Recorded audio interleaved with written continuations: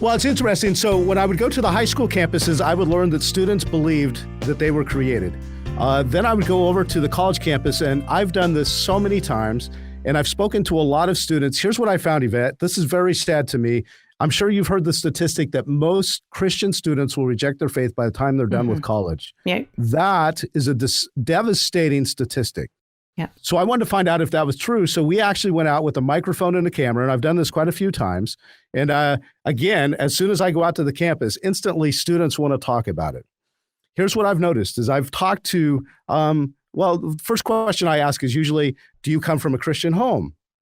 About 50%, right? 50% say yes, the others say no. So the ones that say no, I ask them other questions. But for the ones that say yes, they came from a Christian home, next question I ask is, do you believe in creation or evolution?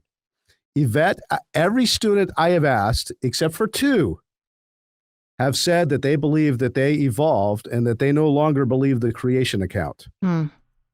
Wow. Out of every student I've ever interviewed, that's amazing. Next question. How long did it take you from the time you entered college, until the time that you rejected your faith? 3 to 6 months was the average answer. 3 to 6 months. Wow. Next question. What was it that convinced you that there was no God? Okay. Here's the answer. I don't know for sure. Now, one girl said the transition from an ape-like creature to human, she thought the evidence was so good that she believed that that's what made her reject the idea of a God. But all of the other students couldn't put their finger on it, really. So I would say to them, you're telling me that you were raised in a Christian home. You now believe in evolution. You believe that there's no God. It only took 3 to 6 months, and you can't tell me why. And they said, well, yeah, now that you put it that way, I guess so. Next question. How many of you have heard the scientific case for creation, that there is a God?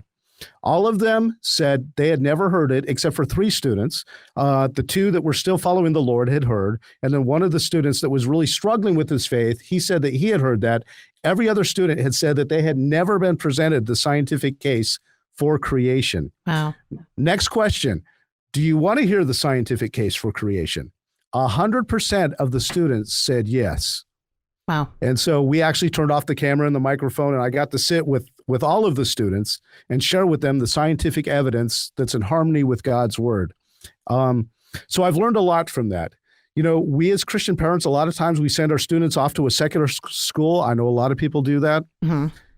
I think a lot of people within just a few months reject their faith. A lot of those students were never equipped with the scientific case for creation, and all of them want to hear it. That really told me a lot as far as homeschoolers, what we need to be doing, right? Is we need to be taking this issue seriously and equipping our students so that they know the case for creation. Yep. And it's God's word, right, that changes lives. This is what has the power to change lives. That's right. But I think it's also important that they understand that this is a true account. This isn't just stories. This is true.